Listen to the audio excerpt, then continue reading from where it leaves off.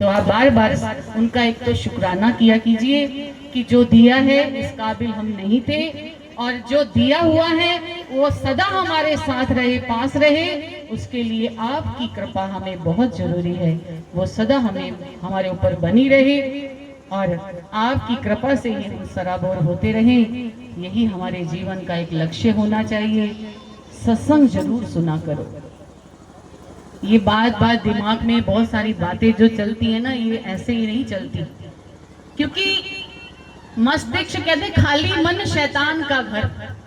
जब मन खाली होता है ना तो वो शैतान को भी अपना साथी बना लेता है, उसी में ही सब कुछ आकर के रहने लग जाता है। इसलिए कभी भी इतनी उधर उधर की बातों को छोड़ करके जितना हो सके, अगर आपके पास कोई संत सत्संग करने आ रहे हैं तो जरूर सुनिए, अगर नहीं तो आजकल यूट्यूब पे बहुत सत्संग चले हैं। आप कभी भी यूट्यूब को लगा करके अपने टीवी में, एलईडी में, कहीं भी अपने फोन से आप कहीं भी सत्संग घर में लगा दीजिए। सुबह उठते ही कीर्तन लगा दीजिए ताकि घर का वातावरण शुद्ध रहे। आने वाला जो समय है बड़ा भयानक आने वाला है। ये कलयुग जो आ रहा है ना, ये चारों तरफ से कालीमा करता आ रहा है। ये मन भी काला करेगा, तन को भी काला करेगा, बुद्धि को भी काला कर देगा और हमारे हर एक अंग को काला कर देगा। इसीलिए इस कालिमा से बचने के लिए उज्जवल परमात्मा की एक रोशनी में रहना हमारे लिए बहुत जरूरी है। तो आप सब अपने मन और चित्त वृत्तियों को गुरु महाराज जी के चरणों में जोड़ करके रखेंगे। अपने बच्चों के अंदर अच्छे संस्कार भरिए, जहाँ भी सेवा का मौका मिले उन बच्चों को लगाइए, खुद भी सत्संग में आइए और उनको भी सत्संग में लगाइए, तो आपका भविष्य आसान हो जाएगा। आने वाला जो समय है ना, बड़े बुजुर्गों के लिए जो था वो तो उन्होंने अच्छा बिता लिया, लेकिन आप लोग जो बीच की उम्र के हो ना, आपके लिए बहुत मुश्किल होने वाली है।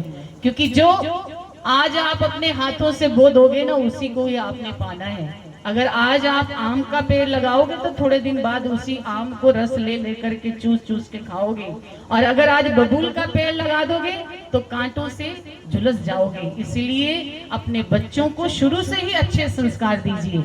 ये बच्चे ही आपका भविष्य संवारने वाले हैं, और आपका भविष्य तभी संवरेगा जब आप अपने बच्चों को सत्संग से जोड़ेंगे, सेवा से जोड़ेंगे।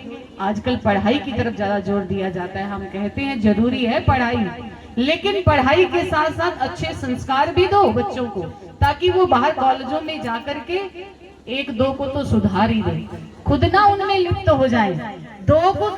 एक दो को तो अपने साथ मिला ही नहीं, क्योंकि संगति का बड़ा असर होता है।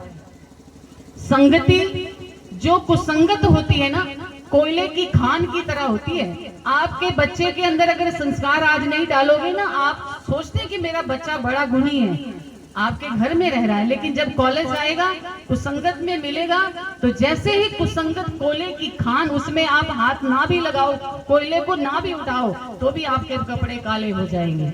और चंदन जो होता है, चंदन को कहा गया कि जो होती है ना संगति, सुसंगति, वो चंदन की भांति होती है। आप चंदन के बाग में चले जाओ, लकड़ी को मत तोड़ो, लेकिन आप पूरे खुशबू से महक उठोगे।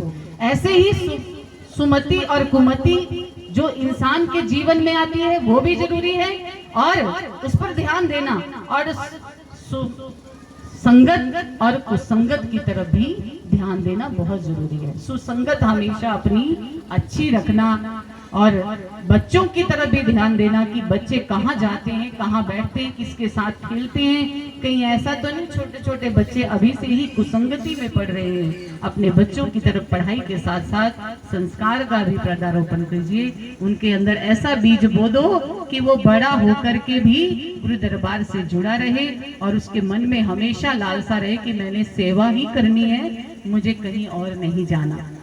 हम पेवा में जब सत्संग करते हैं ना, तो हमें बहुत अच्छा लगता है। छोटे छोटे बच्चे अपनी दादियों को लेकर के आते हैं कि मैंने अपने जन्मदिन पे सत्संग बाई जी से करवाना है।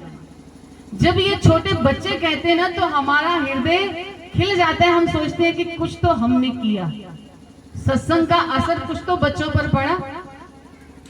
संगति का ये असर होता है कि बच्चे एक दूसरे को देख करके उनके मन के अंदर भाव जागते हैं कि आज मेरे दोस्त के बर्थडे पे अगर भाई जी ने सुंदरकांड का पाठ किया और सत्संग किया तो मैं भी अपने बर्थडे पे सुंदरकांड का पाठ और सत्संग करवाऊंगा। तो बच्चे अपनी दादियों को, अपनी माओ को लेकर के आते हैं। माँ पता क्या कहती है, मेरा मन से मैं तो होटल च प्रोग्राम रखाना सी, पर ये बच्चा मनदा ही नहीं पाया। मैं क्या देख लो दुर्बुद्धि, कितना तेरे ऊपर उपकार किया, तेरे बच्चे ने तुझे सत्संग से जोड़ रहा है और तू उसे होटल लेके जा रही है। ये बच्चा कल को तेरी क्या इज्जत करेगा। आज तू उसे होटलों में खिला खिला करके उसकी बुद्धि को भ्रष्ट कर रही है, कल को फिर तेरी ये सहायता करेगा। ये चला जाएगा बाहर कहीं भी, फिर तुझे पूछेगा भी नहीं।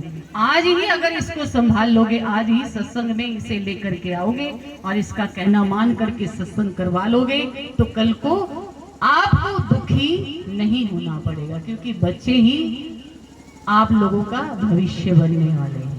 इसीलिए पहले कहते थे कि माँ बाप बच्चों का भविष्य संवारते हैं, लेकिन नहीं, आजकल बच्चे माँ बाप का भविष्य संवारेंगे तब जब आप लोग उनको सत्संग से जोड़ देंगे। नहीं तो फिर घर में अकेले पड़े रहेंगे, बच्चे कहीं भी ऐश प्रस्ती करते रहेंगे, कोई किसी को नहीं देखता। ये समय ऐसा आने वाला है। इसलिए बड़ी खुशी है कि आज मेरे गुरु महाराज जी की कृपा इस घर पर बरस रही, इस परिवार पर बरस रही है। ये सदा बरसती रहे और गुरु महाराज जी से हम यही प्रार्थना करते हैं कि ये खुशियां सदा बनी रहे और गुरु महाराज जी का आशीर्वाद भी सदा बना रहे। बोलो मेरे श्री गुरु महाराज की जय, बोलो साचे दरबार की जय, श्री नंगली निवासी भगवान की जय।